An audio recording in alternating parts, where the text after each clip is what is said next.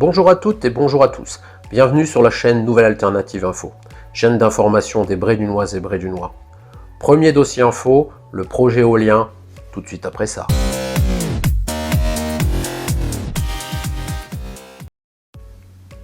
Qu'on le veuille ou non, l'impact du projet éolien offshore sur le cadre de vie et les paysages apparaît aux yeux de tous comme l'un des plus importants. Nos habitants sont très sensibles à l'atteinte que l'on peut porter à leur horizon. Beaucoup sont ulcérés. Notre littoral est déjà occupé en totalité par l'industrie de Gravelines à Dunkerque.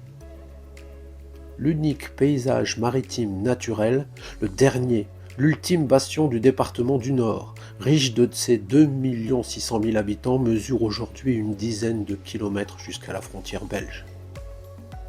Ceci, si on voulait s'amuser, on calcule, représente 4,6 mm d'espace maritime non industriel par habitant.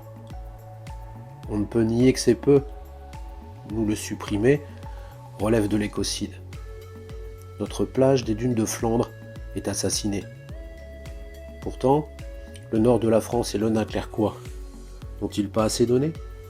Ce qu'il ne faut pas oublier, c'est que de notre cadre de vie découle une activité essentielle à l'est du Grand Port. À Brédunes, notre seule industrie, c'est le tourisme. Depuis des années, ce secteur a l'attention de notre territoire.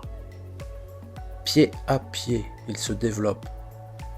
L'accent est mis sur l'environnement naturel et notre terre d'histoire. Alors, il nous semble difficile de faire cohabiter nos espaces verts exceptionnels avec un tel site. Comment les touristes de plus en plus nombreux vont-ils réagir à ces paysages industriels ? Certains donneurs de leçons disent qu'il s'agit d'une opportunité.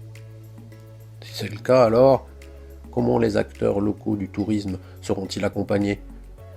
Pour accompagner les mutations, y aura-t-il un programme d'action pour maintenir l'emploi lié au tourisme en cas de répercussions négatives ? Comment seront accompagnés nos commerçants ? Un autre sujet de préoccupation des habitants des communes littorales, qui s'ajoute à celui qu'on vient d'énoncer, c'est la crainte pour de nombreux d'entre eux de voir leur habitation perdre de la valeur. Évidemment qu'on peut se poser la question. Les 3 règles de l'immobilier étant l'emplacement, l'emplacement, l'emplacement, il y aura désormais des éoliennes dans l'emplacement. Alors, comment fonctionnera l'équation éolienne plus valeur immobilière ? Si à Paris, la vue sur la Tour Eiffel se valorise en espèces sonnantes et trébuchantes, c'est loin d'être le cas des éoliennes à Brédunes. Dans le cas où votre bien se déprécierait, seul le juge décide.